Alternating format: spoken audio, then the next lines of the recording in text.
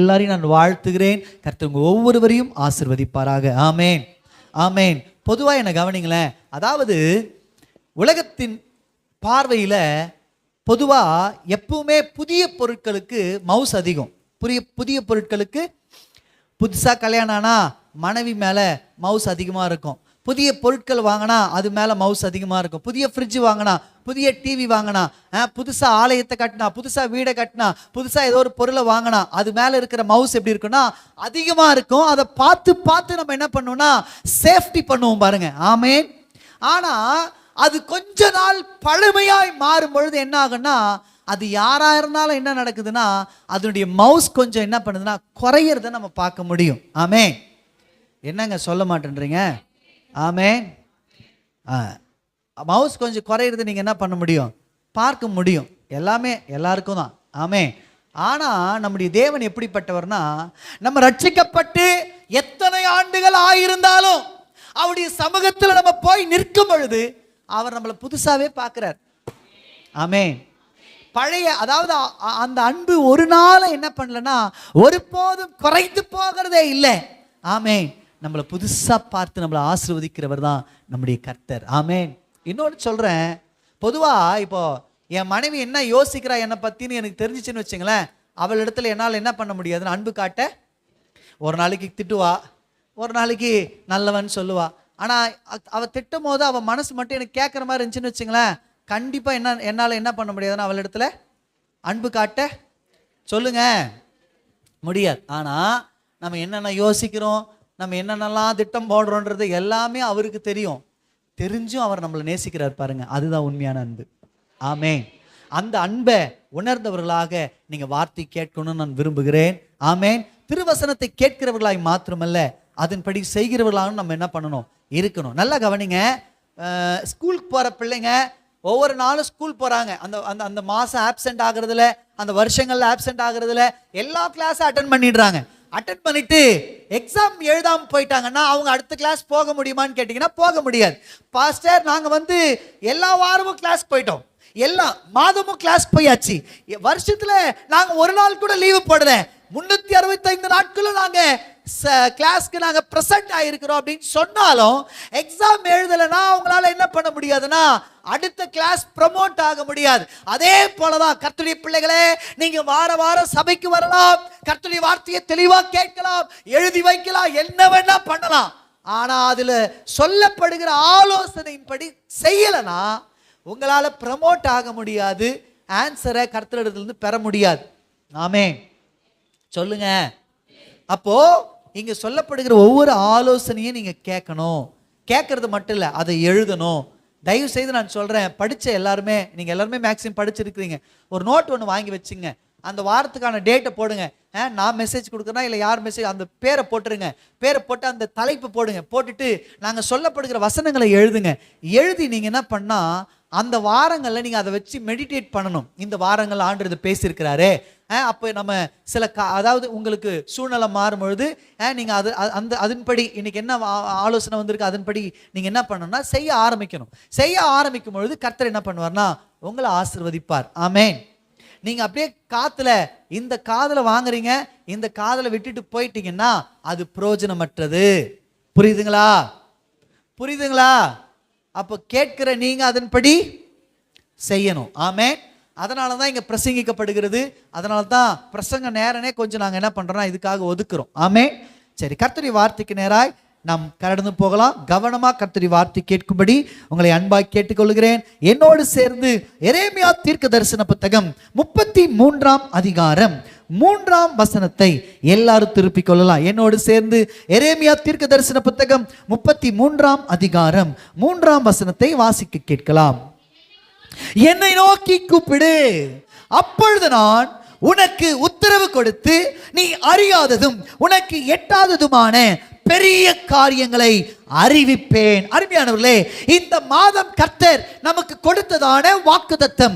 இந்த வாக்குத்தத்தத்தை கொண்டு கடந்த வாரங்கள்ல சில காரியங்களை உங்களோடு கூட நான் பகிர்ந்து கொண்டேன். அது என்னன்னா, நம்ம கர்த்தரை நோக்கி கூப்பிடும் பொழுது அவர் அதை கேட்டு நமக்கு பதில் தருகிற தேவனாக இருக்கிறார் என்று நம்ம பார்த்தோம். இந்த செய்தியினுடைய தலைப்பு என்னன்னா, அவர் கேட்டு பதில் கொடுப்பார். கர்த்தர் கேட்டு பதில் கொடுக்கிற தேவனாக இருக்கிறார். இந்த மாதம் கர்த்தர் எந்த மகிமையில அவர் வெளிப்படுகிறார் அப்படின்னா, அருமையானவர்களே, நம்முடைய ஜெபங்களை கேட்டு, நம்முடைய விண்ணப்பங்களை கேட்டு, நம்முடைய கண்ணீரை பார்த்து நமக்கு பதில் கொடுக்கிற ஒரு மாதம் தான் இந்த மாதம். அந்த மகிமையில கர்த்தர் என்ன பண்ணியிருக்கிறார்னா இறங்கி வந்திருக்கிறார். அதனால உங்களுக்கு சொன்னேன், நீங்க எல்லாரும் நிறைய ஆண்டவர்கிட்ட என்ன பண்ணணும், கேட்கணும். மணிக்கணக்கா அவருடைய சமூகத்துல உட்கார்ந்து ஜெபிக்கணும். நான் உங்களோடு கூட சில காரியங்களை பகிர்ந்து கொண்டேன். ஆமென், அல்லேலூயா. நம்முடைய தேவன் யார்னா ஜெபத்தை கேட்டு பதில் கொடுக்கிறவர். நிறைய உதாரணங்களை சொன்னேன். ஆபிரகாம் உங்களுக்கு காண்பித்தேன், ஆகார் உங்களுக்கு காண்பித்தேன், யாக்கோபு உங்களுக்கு காண்பித்தேன். இப்படி பல தேவ மனிதர்களை உங்களுக்கு நான் காண்பித்தேன். அவர்கள் எல்லாரும் கேட்டார்கள். கேட்டது மாத்திரமல்ல, தேவனிடத்திலிருந்து அவர்கள் பதிலையும் பெற்றுக்கொண்டார்கள் என்று நாம் பார்த்தோம். ஆமென். அவர்கள் பெற்றுக்கொண்டது உண்மையானால், அவர்கள் ஆசீர்வதிக்கப்பட்டது உண்மையானால், நீங்களும் நானும் ஆசீர்வதிக்கப்படுவதும் உண்மை. அல்லேலூயா. சத்தமா சொல்லுங்க, அல்லேலூயா. கவனிங்க அருமையானவர்களே, அதாவது ஆண்டவர் சொல்லி இருக்கிறாரு, நீ என்னை நோக்கி கூப்பிடு, நான் உனக்கு உத்தரவு கொடுப்பேன். அந்த உத்தரவு எப்படி இருக்கும்னா, அந்த பதில் எப்படி இருக்கும்னா, ஆண்டவர் எழுதுறாரு, நீ அறியாததும் உனக்கு எட்டாததுமான பெரிய காரியமாக இருக்கும் அப்படின்னு நான் உங்களோடு கடந்த வாரங்கள்ல பகிர்ந்து கொண்டேன். அது எப்படி இருக்குங்க? அறியாதது எட்டாததுமான பெரிய காரியமா இருக்கும். அறியாததற்கு நான் சில காரியங்களை சொன்னேன் பாருங்க. அதாவது புதிய அகாடமிக் இயர் ஸ்டார்ட் ஆகுது. எப்படி ஃபீஸ் கட்ட போறோம், எப்படி நம்ம மளிகை சாமான் வாங்க போறோம், எப்படி வாடகை கட்ட போறோம், எப்படி நம்ம பிள்ளைகளுக்கான சூழ்நிலை, அதாவது புக் ஃபீஸ் எப்படி கட்ட போறோம், ஸ்கூல் ஃபீஸ் எப்படி கட்ட போறோம், அப்புறம் வந்து பார்த்தீங்கன்னா ஷூ சாக்ஸஸ், அதுக்கப்புறம் மற்ற எல்லா ஸ்டேஷனரி ஐட்டம் எப்படி வாங்க போறோம், இப்படி பல காரியங்களை உங்களுக்கு அறியாத புதிதா இருக்கு. எப்படி எப்படின்னு பல கேள்விகள் உங்களுக்கு இருக்கும். ஆண்டவர் சொல்றாரு, நீ அறியாது இருக்கிற அந்த காரியத்துல நான் பெரிய காரியங்களை செய்வேன்னு சொன்னார். ஆமென், அல்லேலூயா. எட்டாததுமான, இதுவரைக்கும் நீங்க பல முயற்சிகள் பண்ணி பல ஸ்டெப் எடுத்து உங்க ஆள் பலத்தால, பண பலத்தால, உங்க சரீர பலத்தால எத்தனையோ முயற்சி பண்ணி முடியாது அப்படின்னு நீங்க விட்டுட்ட காரியங்களை எல்லாம் கர்த்தர் எடுத்து பெரிய காரியங்களை செய்ய போகிறேன்னு உங்களுக்கு வாக்குத்தத்தம் கொடுத்தார். ஆமென், அல்லேலூயா. அது மட்டும் இல்லை, இந்த அறியாத எட்டாதமான அந்த பெரிய காரியம் எப்படி இருக்குன்னு நான் உங்களுக்கு சொன்னேன். அது வந்து எண்ணி முடியாததாக இருக்கும், அன்கவுண்டபிளாக இருக்கும் அப்படின்னு நான் உங்களுக்கு சொன்னேன். அது ஆராய்ந்து முடியாத பெரிய காரியமாக இருக்கும் அப்படின்னு நான் சொன்னேன். ஆமாம் தானேங்க? சொல்லுங்க.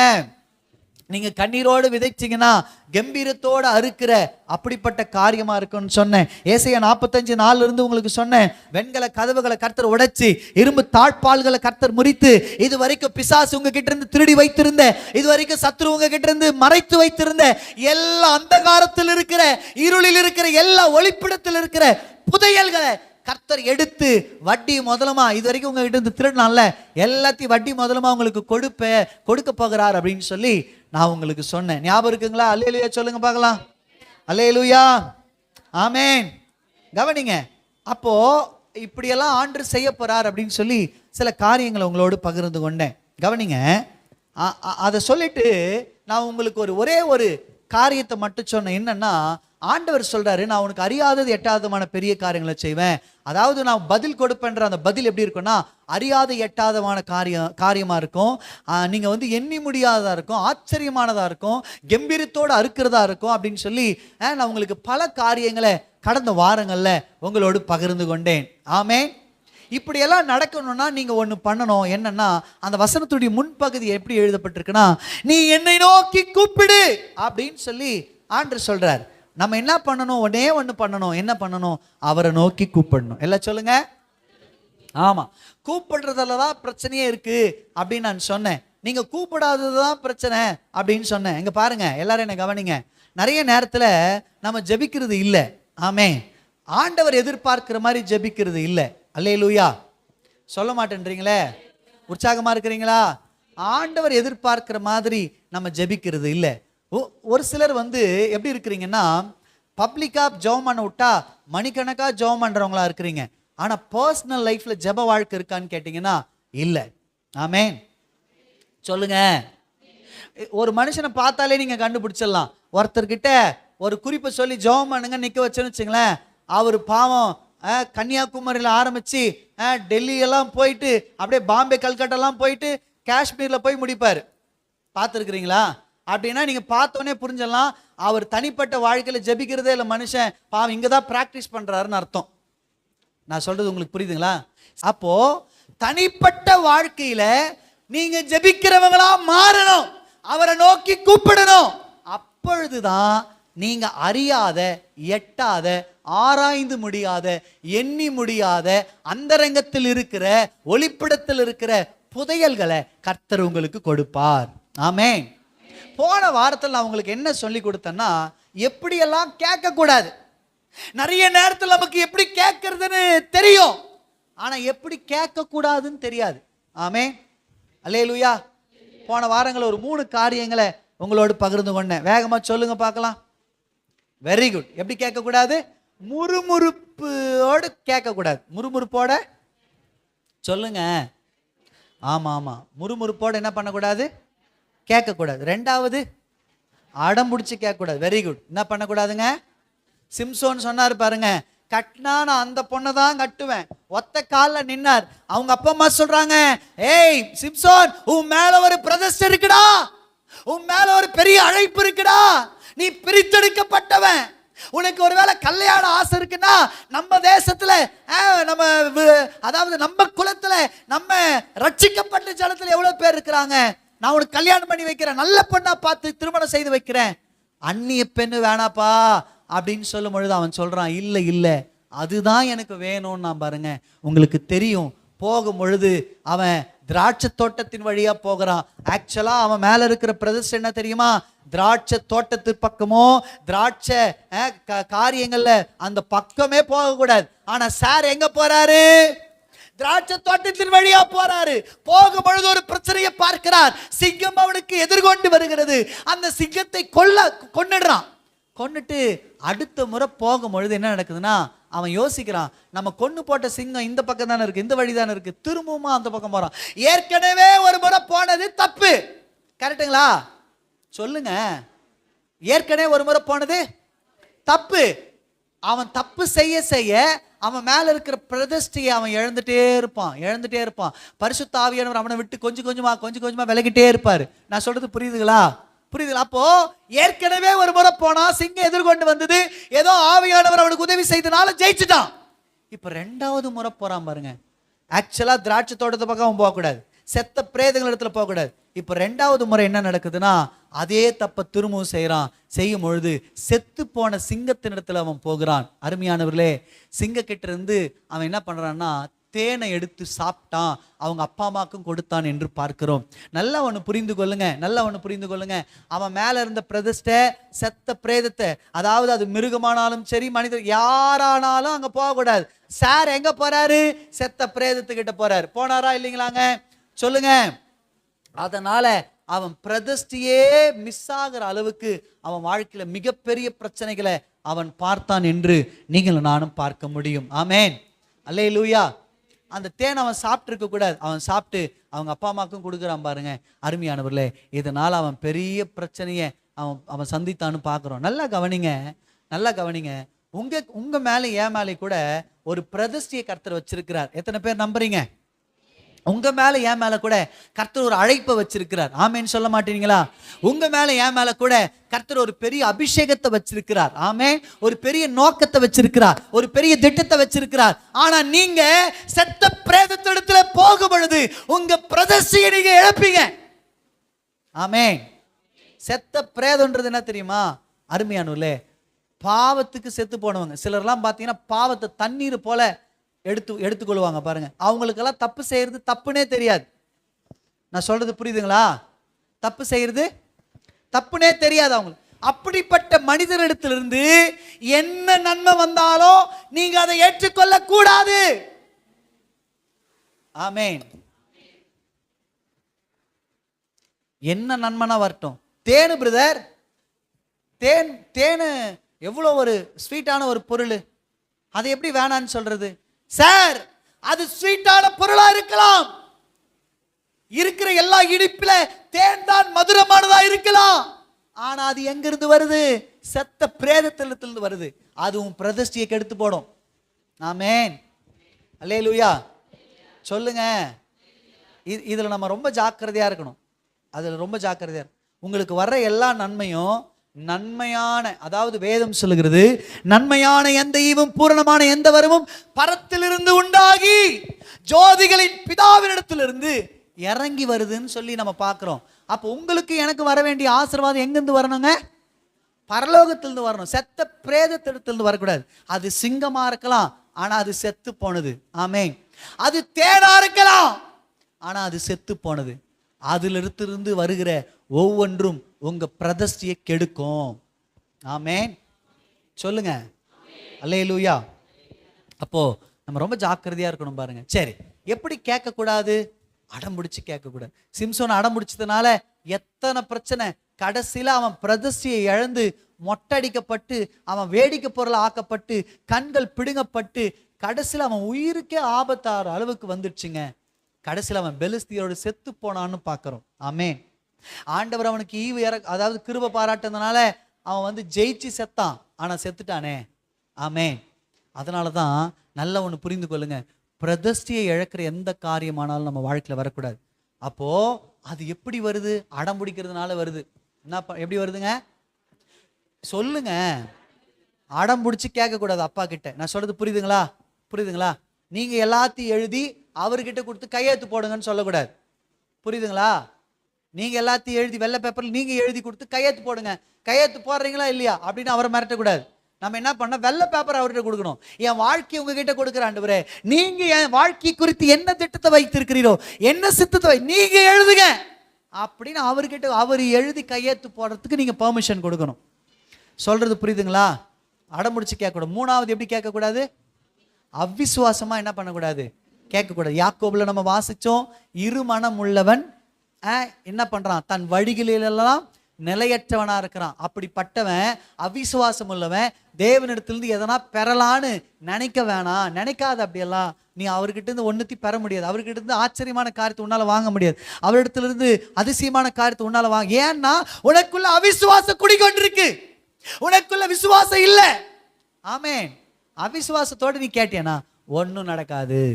ஆமென். அப்ப இந்த 3 காரியங்கள் உங்களுக்கு ஞாபகம் இருக்குன்னு நினைக்கிறேன். ஆமென். இன்னொரு 3 காரியங்களை எப்படி கேட்கணும் அப்படின்றத இன்னைக்கு நான் ஆண்டவர் கடந்த வாரங்கள் ரொம்ப அதிகமா என்கிட்ட பேசின ஒரு காரியங்கள் இந்த 3 காரியங்கள். அதனால நிறைய காரியங்கள் இருக்கு. இங்க பாருங்க சிஸ்டர், இங்க பாருங்க. உங்ககிட்ட எப்படி கேட்கணும்னு கேட்டா நீங்களே சொல்லுவீங்க, பாஸ்டர் அழுது ஜெபிச்சா ஆண்டவர் அற்புதங்களை செய்வாரு பிரதர், சொல்லுவீங்களா இல்லையா? எசேக்கியா ராஜா அழறான், ஏசாயா தீர்க்கதரிசி சொல்றான், ராஜாவே உன் வீட்டு காரியங்களை ஒழுங்குபடுத்தி கொள்ளுங்க, நீங்க சாக போறீங்க, நீங்க மரிக்க போறீங்க. எசேக்கியா ராஜா சுவர்புறமா திரும்பி ஓட அழுறான், ஆண்டவரே நான் உமக்காக செய்ததை நினைத்து பாரும், எனக்கு கல்யாணம் இன்னும் குழந்தை கூட இல்லை ஆண்டவரே, என்ன நினைச்சருளுங்கப்பா அப்படின்னு தேம்பி தேம்பி அழுறான் பாருங்க. அழுதத கர்த்தர் கேட்டு உடனே உடனே உடனே அவனுக்கு பதில கொடுத்து அவன் ஆண்டுகளோடு 15 வருஷத்தை கூட்டி கொடுத்தார். ஆமென். அப்போ கண்ணீரின் ஜெபத்திற்கு மிகப்பெரிய வல்லமை உண்டு. ஆமென். அல்லேலூயா. நீங்க கேட்டீங்கன்னா நீங்க சொல்லுவீங்க, பாஸ்டர் உபவாசித்து ஜெபிச்சா நிச்சயமாய் பலன் உண்டு. ஆமா, பலன் உண்டு. எஸ்தர் ராஜாத்திக்கு மிகப்பெரிய பிரச்சனை என்னன்னா, அவன் குடும்பத்துக்கு மட்டும் ஒரு பிரச்சனைனா அது பெரிய பிரச்சனையா இருந்திருக்காது. இப்ப என்னன்னா அந்த குலத்துக்கே பிரச்சனை. ஆமென். சொல்லுங்க. யூத குலத்துக்கே பிரச்சனை. கவனிங்க, உலகத்துல எந்தெந்த தேசத்துல யூதர்கள் இருக்கிறாங்களோ அந்த தேசத்துல இருக்கிற யூதர்களை அழிக்கணும்னு சொல்லி ஆமான் மிகப்பெரிய திட்டத்தை போட்டு சட்டத்தை போட்டு பிரசித்தப்படுத்திட்டான், அனுப்பிட்டான் எல்லா தேசங்களுக்கும். இந்த டேட்ல இந்த டைம்ல யூதர்கள் கொல்லப்படணும் அனுப்பிட்டான். எஸ்தர் என்ன பண்ணாங்க தெரியுங்களா? முழங்கால் படியிட்டா. ஆமென். மூளையால முடியாததை முழங்காலால சாதிக்க முடியும். ஆமென். சொல்லுங்க. மூளையால முடியாதது முழங்காலால முடியும். அவன் நினைச்சா மூளையால சாதிக்கலாம், அவளால மூளையாலெல்லாம் சாதிக்க முடியும். அவன் ராணி, அவன் நினைச்சிருந்தா முழங்கால் போடுவதற்கு முன்னாடி ராஜா கிட்ட பேசியிருக்கலாம். ஆனா அவ ஒண்ணு பண்ணா, என்னன்னா, நான் தேவனை நோக்கி முதல்ல விண்ணப்பம் பண்ணுவேன்னு அப்பா சமூகத்துக்கு போய் 3 நாள் ஃபாஸ்டிங் போட்டா. ஆமென். இரவும் பகலும் ஃபாஸ்டிங் போட்டு தேவ சமூகத்தை நோக்கி கதறா பாருங்க. ஆண்டவரே, என் இனத்தை காப்பாத்துங்க, என் ஜனத்தை காப்பாத்துங்க அப்படின்னு சொல்லி அவ ஜெபிக்கிறா. இப்ப டைம் கிட்ட வந்துட்டே இருக்கு. 3வது நாள் அவ புறப்பட்டு போறா. அருமையான ராஜாவை சந்திக்கிறா. உங்களுக்கு தெரியும், ராஜா அவளை பார்த்த உடனே செங்கோலை நீட்டினார் என்று. ஆமென். நான் சொல்றேங்க, ஒருவேளை அவர் ராணியா இருந்திருக்கலாம், இந்த ஜெபத்துக்கு முன்னாடி அவள் போயிருப்பானால், நான் சொல்லட்டுங்களா, அவளுக்கு செங்கோல் அல்ல, மாறாக மரண தண்டனை வந்திருக்கும். ஆமென். சொல்லுங்க. ஆனா இப்ப போறா, எந்த ஒரு முன்னாடி இன்விடேஷனும் கொடுக்காம இப்ப அவ திடீர்னு போறா.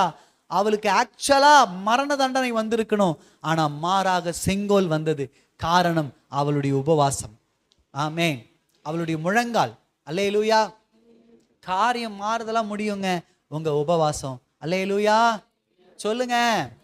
நீங்க கேட்டா நீங்க சொல்லுவீங்க, எப்படியெல்லாம் ஜெபிக்கலாம் சிஸ்டர், பிரதர், எப்படியெல்லாம் ஜெபிக்கலாம் அப்படின்னு கேட்டா நீங்க சொல்லுவீங்க, பாஸ்டர், அதிகாலையில் என்னை தேடுகிறவன் அவரை கண்டடைய முடியும் பாஸ்டர். அதிகாலையில நம்ம கேட்டோம்னா அவர் நிச்சயமா கட்டளையிடுவார் அப்படின்னு நீங்க சொல்லுவீங்க. ஆமென். சொல்லுங்க. இயேசு கிறிஸ்து காலையில எழுந்து அவர் அநேக அற்புதங்களை செய்வதற்கான காரணம், முழுவதும் அவர் ஜெபித்தார். சாயங்காலத்தில் அவர் ஜெபிச்சார்னு பார்க்கிறோம். அருமையானவர்களே, அப்ப நம்ம கூட ராத்திரி முழுக்க ஜெபிக்கும் பொழுது என்ன நடக்கும்னா, காலையில நம்மளாலேயும் அற்புதத்தை பார்க்க முடியும். ஆமென். அப்ப உங்ககிட்ட கேட்டா நீங்க சொல்லுவீங்க, பாஸ்டர், இப்படியெல்லாம் நம்ம ஜெபிக்கலாம் அப்படின்னு. ஆமென். இன்னும் கேட்டா நீங்க சொல்லுவீங்க, பாஸ்டர், நம்ம 3 வேளை, ஒவ்வொரு வேளையும் 1 மணி நேரம் நம்ம ஜெபிக்கும் பொழுது சிங்கங்கள் நம்மை சேதப்படுத்தாதபடி கர்த்தர் தம்முடைய தூதனை அனுப்பி சிங்கங்களின் வாய் என்ன பண்ணுவார், அவரு கட்டி போடுவார் பாஸ்டர். அப்ப நம்ம ஒரு நாளைக்கு 3 வேளை ஜெபிச்சா நல்லதுங்க பாஸ்டர் அப்படின்னு நீங்க சொல்லுவீங்க. ஆமா தானங்க? இப்படி உங்ககிட்ட கேட்கும் பொழுது நிறைய லிஸ்ட்டை நீங்க என்ன பண்ணுவீங்க, எப்படி ஜெபிக்கலான்னு கேட்டா நிறைய லிஸ்ட்டை கொடுப்பீங்க. ஆனா பரிசுத்த ஆவியானவர் என் சிந்தனைக்கு கொண்டு வந்த ஒரு 3 காரியங்களை இந்த காலை நேரத்தில் உங்களோடு பகிர்ந்து கொள்ள போகிறேன். எப்படி கூப்பிடுவது, எப்படி கூப்பிட்டா ஆராய்ந்து முடியாத, எண்ணி முடியாத, நாம் அறியாத, எட்டாத, அதாவது கம்பீரத்தோடு அறுக்கக்கூடிய, அதாவது ஆழங்களில் இருக்கிற அந்த ஆசீர்வாதங்களை தேவனிடத்திலிருந்து நம்ம ஆச்சரியமான காரியங்களை பெற முடியும். எப்படி ஜெபித்தா பெற முடியும், எப்படி கேட்கணும், அதை தான் ஆவியானவர் என் இருதயத்தில் கொண்டு வந்த ஒரு 3 காரியங்களை கொஞ்சம் வேகமா உங்களோடு பகிர்ந்து கொள்ள விரும்புகிறேன். முதலாவதாக, எப்படி நம்ம கேட்கணும். இது ரொம்ப முக்கியமான காரியம், அதனால் ரொம்ப கவனமா நீங்க கேட்கணும். ஆமென். கேட்பீங்களா? சொல்லுங்க. கேட்பீங்களா? முதலாவது காரியம், எப்படி ஜெபிக்கணும், எப்படி கேட்கணும். எப்படி கேட்கணும்னா, பொருத்தனை பண்ணி கேட்கணும். எல்லாம் சொல்லுங்க. ஆமா, நீங்கள் நானும் பொருத்தனை செய்து தேவனிடத்தில் கேட்கும் பொழுது அந்த ஜெபத்தை கர்த்தர் கேட்கிறாராம். நீங்க யாத்திராகமும் உபாகமும் இதெல்லாம் வந்தீங்கன்னா, நீங்கள் செய்கிற பொருத்தனை எதுவோ, அதாவது ஒரு பொருத்தனை செய்யறேன்னு நீங்க சொல்றீங்க பாருங்க, அந்த ஜெபத்தை கர்த்தர் கேட்கிறார் அப்படின்னு சொல்லி நீங்க வாசிக்க முடியும். ஆமென். அல்லேலூயா. சொல்லுங்க. உற்சாகமா இருக்கிறீங்களா? கொஞ்சம் எல்லாம் உற்சாகமா இருங்க, கொஞ்சம் உற்சாகமா இருங்க. ஆமென். சந்தோஷமா இருக்கிறீங்களா? அல்லேலூயா சொல்லுங்க. சத்தமா கைகளை உயர்த்தி சொல்லுங்க. முதலாவது காரியம், பொருத்தனை செய்து ஜெபிக்கிறவர்களாய் இருக்கணும். ஆமென். உங்க வாழ்க்கையில ஏதானா ஒரு காரியம் நடக்க வேண்டுமானால் ஒரு பொருத்தனை பண்ணி பாருங்க, ஒரு பொருத்தனை பண்ணி பாருங்க. நான் வேதாகமத்திலிருந்து சில நபர்களை உங்களுக்கு காண்பிக்க விரும்புகிறேன். முதலாவதாக அன்னாள். 1 சாமுவேலின் புத்தகம் 1ஆம் அதிகாரம் 11ஆம் வசனத்தை நீங்க வாசிச்சீங்கன்னா அங்க இப்படி எழுதப்பட்டிருக்கிறது, சேனைகளின் கர்த்தாவே தேவரீர் உம்முடைய அடியாளின் சிறுமையை கண்ணோக்கி பார்த்து உம்முடைய அடியாளை மறவாமல் நினைத்தருளி உமது அடியாளுக்கு ஒரு ஆண் பிள்ளையை கொடுத்தால் அவன் உயிரோடு இருக்கும் சகல நாளும் நான் அவனை கர்த்தருக்கு ஒப்பு கொடுப்பேன், அவன் தலையின் மேல் சவரன் கத்தி படுவதில்லை என்று ஒரு பொருத்தனை பண்ணினாள். என்ன சொல்லுங்க? ஒரு பொருத்தனை பண்ணினாள். சிஸ்டர், அன்னாளை பத்தி உங்களுக்கு தெரியும். அன்னாள் எப்படிப்பட்டவள்? அவள் திருமணமாகி பல ஆண்டுகளா குழந்தை இல்லாம தவித்து கொண்டிருந்தவள். ஆமென். பொதுவா இங்க கவனிங்களேன், பொதுவா வேத பண்டிதர்கள் என்ன சொல்றாங்கன்னா, ஒரு ஆணுக்கும் ஒரு பெண்ணுக்கு திருமணமாகி 10 ஆண்டுகள் பார்ப்பாங்களாம். என்னதுங்க? பேசுங்க.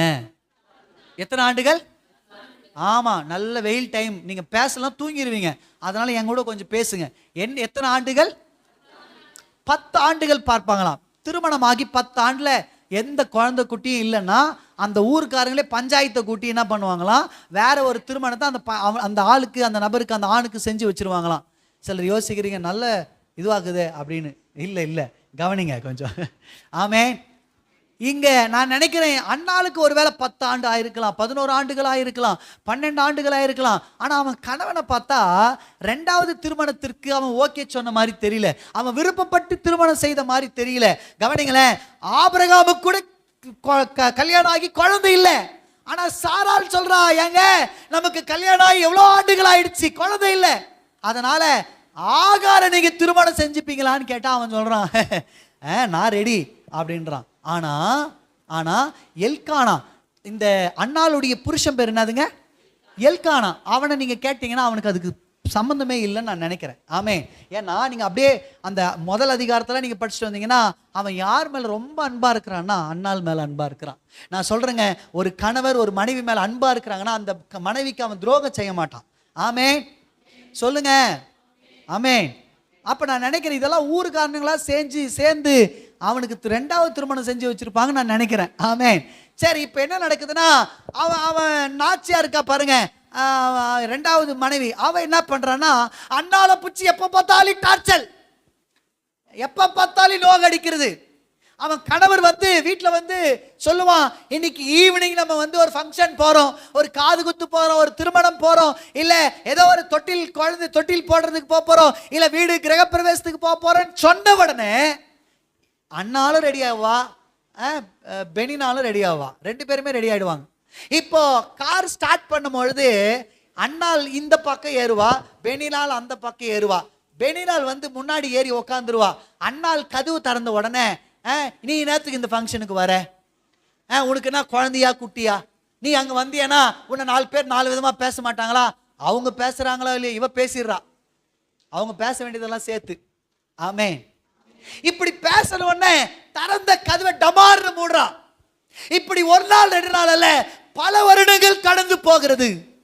இப்போ ஒரு நாள் ஆலயத்துக்கு போறாங்க.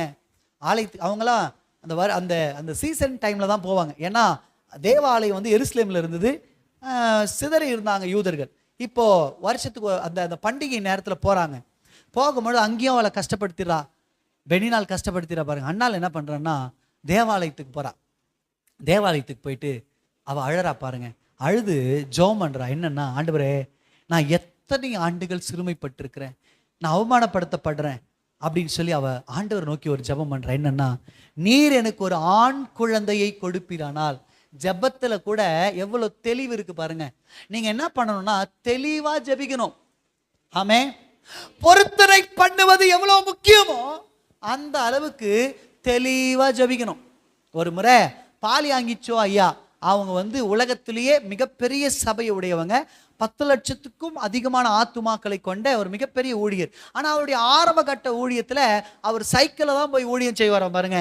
ரொம்ப நாள் சைக்கிளுக்காக ஜெபம் பண்ணிட்டே இருக்கிறாராம். ஜெபம் பண்ணி பார்க்குறாரு, சைக்கிளே அவர் கிடைக்கல பாருங்க. அப்போ ஒரு நாள் அவர் என்ன பண்ணுறாரு, ஆண்டவரே, நான் ரொம்ப நாள் சைக்கிளுக்காக ஜெபம் பண்ணுறேன், நீங்கள் எனக்கு தரவே மாட்டேன்றீங்களே அப்படின்னு ஜெபம் பண்ண. ஆண்டவர் சொன்னாராம், ஏன்பா, சைக்கிளில் நிறைய கம்பெனி இருக்கு. என்னது இருக்குங்க? நிறைய கம்பெனிஸ் இருக்கு. அதே மாதிரி குட்டி சைக்கிள் இருக்கு, பெரிய சைக்கிள். உனக்கு என்ன வேணும் நீ ஸ்பெசிபிக்கா கேட்கலையே அப்படின்னு. அப்பதான் அவர் உணர்ந்தாராம், ஆமா நம்ம ஸ்பெசிபிக்கா கேட்கல. அடுத்த முறை ஜெபம் பண்ணும்போது ஸ்பெசிபிக்கா இந்த கம்பெனில இந்த மாதிரி ஒரு சைக்கிள் எனக்கு வேணும்னு ஜெபம் பண்ண கரெக்டா கர்த்தர் கொடுத்தார். ஆமென். அல்லேலூயா. ஆமென். அப்போ நல்லா கவனிங்க, நீங்க பொருத்தனை பண்ணணும். அந்த பொருத்தனை பண்ணுவதற்கு முன்னாடி நீங்க கிளியரா ஆயிடணும். நீங்க ஏதோ உற்சாகப்பட்டு சொல்லிடக்கூடாது. உங்களுக்கு ஒரு பிரச்சனை வந்த உடனே ஒரு உற்சாகத்தில், ஆண்டவரே சுகமாயிடுச்சுன்னா நான் இதெல்லாம் பண்ணிடுறேன் ஆண்டவரே, அதெல்லாம் உண்மையிலே உங்களால் பண்ண முடியாது, அதெல்லாம் கொஞ்சம் கஷ்டம்தான், அப்படியெல்லாம் பொருத்தனை பண்ணக்கூடாது. நான் சொல்றது புரியுதுங்களா? தெளிவாக பொருத்தனை பண்ணணும். ஆமேன், ஆமேன் சொல்லுங்க. நீங்க பொருத்தனை பண்ணி ஜெபம் பண்ணி பாருங்க, கட்டாயம் கர்த்தர் கேட்பார். நீங்க அறியாததும் எட்டாததுமான பெரிய காரியங்களை அறிவிப்பார். ஆமேன். அண்ணால் இங்க ஒரு பொருத்தனை பண்றா, ஆண்டவரே நீர் எனக்கு ஒரு ஆண் குழந்தையை கொடுப்பீரானால் அவன் உயிரோடு இருக்கிற நாள் வரைக்கும் நான் அவனை உமக்காக கொடுக்கிறேன், அவன் தலையின் மேல சவரன் கத்தி படுவதில்லை அப்படின்னு சொல்லி ஒரு பொருத்தனை பண்றா பாருங்க. அருமையான 11வது வசனத்துல அவ பொருத்தனை பண்ணினாள் என்று பார்க்கிறோம். நீங்க 19, 20 வாசிச்சீங்கன்னா வேதம் சொல்லுகிறது, கர்த்தர் அன்னாளை நினைத்தருளினார், அன்னாள் கர்ப்பம் தரித்து ஒரு ஆண் குழந்தையை பெற்றெடுத்தாள் என்று பார்க்கிறோம். ஆமே. அப்போ பொருத்தனையின் ஜெபத்துக்கு எவ்வளவு மகிமை இருக்கு பாருங்க. ஆமே சொல்லுங்க. நீங்க கேட்கலாம், பாஸ்டர் ஆண் குழந்தை கேட்டா கொடுத்தார், அதுல என்ன அறியாத காரியம் இருக்கு, அது என்ன எட்டாத காரியம்? ஆமாங்க, இங்க பாருங்க, அந்த காலங்கள்ல சாமுவேல் பிறந்தாரு பாருங்க, அண்ணாளுக்கு குழந்தை பிறந்துச்சு பாருங்க, அந்த காலம் வரைக்கும் எப்படிப்பட்ட காலம் தெரியுமா? அதாவது பிரத்யட்சமா கர்த்தர் யாருக்கிட்டையுமே பேசல. வார்த்தைய எதனா ஒண்ணு பண்ணணும், எதனா ஒரு யுத்தம் வருது, யார்கிட்ட போய் கேட்கறதுனே தெரியல, ஏன்னா கர்த்தர் பிரத்யட்சமா யாருக்கிட்டையும் பேசல. இப்ப சாமுவேல் பிறந்த உடனே கர்த்தர் தான் முதல் பெயர் சபா வரைக்கும் அவனை மிகப்பெரிய தீர்க்கதரிசியா மாத்துறார். ஆமென் சொல்லுங்க. காவேரி சிஸ்டர் ஃபஸ்ட்டு நாங்கள் போர் போடுறோம் ஜெபம் பண்ணிங்கன்னு சொன்னாங்க. நாங்கள் புறப்பட்டு போயிட்டு இருக்கும்போது ஆண்டவர் ஏத்தானீம் அப்படின்னு ஒரு வார்த்தையை கொடுத்தார். என்னதுங்க? பேசுங்க. ஏத்தானீம் அப்படின்னு ஒரு வார்த்தை கொடுத்து நாங்கள் போய் அந்த வார்த்தையை சொல்லி ஜெபம் பண்ணிட்டு வந்துட்டோம். இப்போது ஒரு 2-3 நாள் பார்க்குறோம், அவங்க ஃபோன் பண்ணுவாங்களான்னு. ஃபோன் பண்ணலை, ஏன்னா அப்புறம் சொன்னாங்க ஃபஸ்ட்டு வண்டிக்காரன் வரலன்னு. அடுத்து ஒரு நாள் வந்துட்டான் வண்டிக்காரன். வந்துட்டு உடனே எங்களுக்கு ஒரு பக்கம் உற்சாகமாக இருக்குது, ஏன்னா ஏத்தானியம்னு ஆண்டவர் வார்த்தை கொடுத்துருக்கிறாரு, எதனா ஒன்று செய்ய போகிறாருன்னு பார்த்துட்டே இருக்கிறோம். காலையில் ஆரம்பிச்சிட்டாங்க, விடிய காலமே வேலையை ஆரம்பிச்சிட்டாங்க. இப்போ நாங்கள் ஒரு மதியம் ஃபோன் பண்ணுறோம் அவங்களுக்கு. ஃபோன் பண்ணால் சிஸ்டர் சொல்கிறாங்க, பிரதர் வெறும் மண்ணு தான் வந்து நிற்குது பிரதர்ன்றாங்க. என்னதுங்க?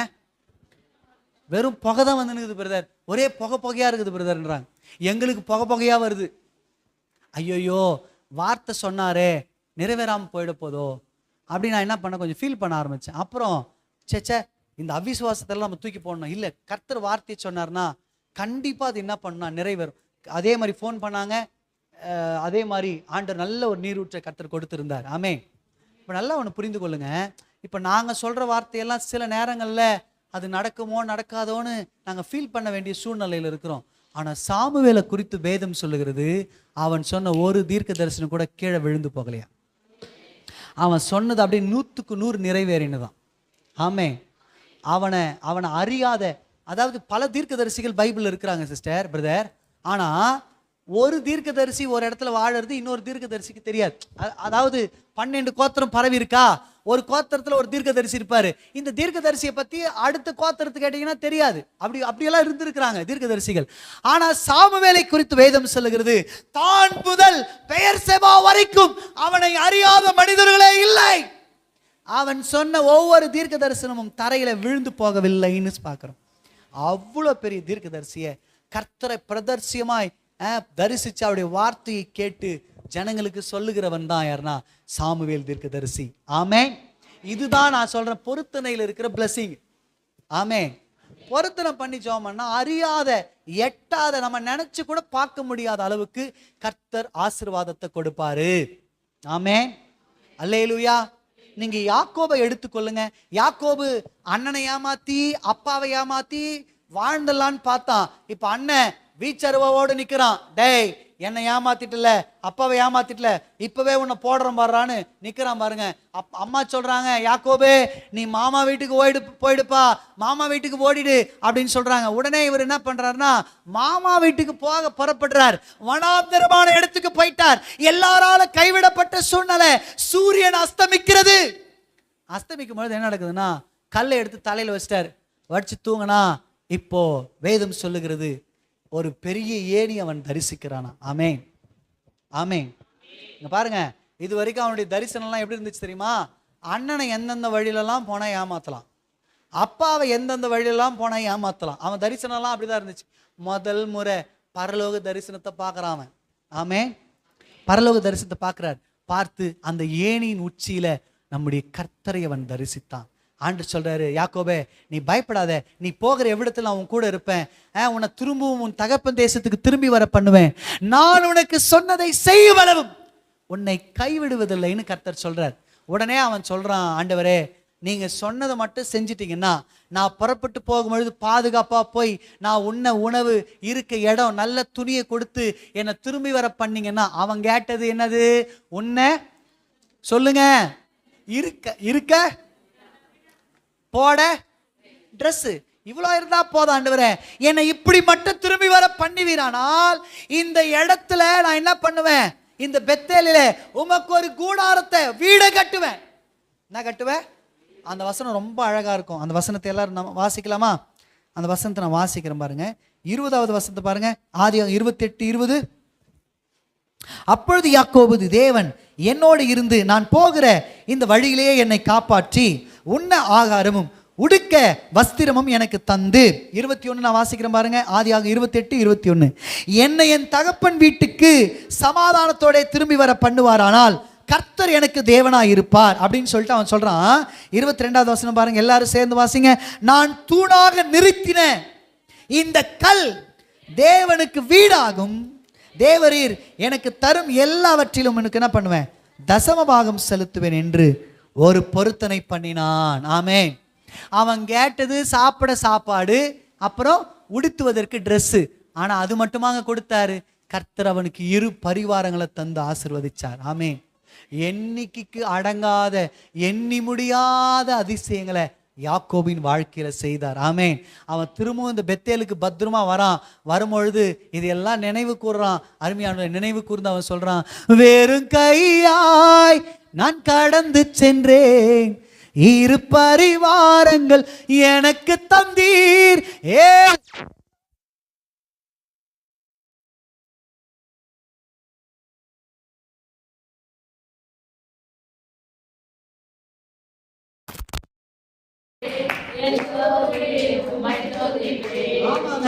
யாக்கோபு ஒரு பொருத்தனை பண்ணினான்.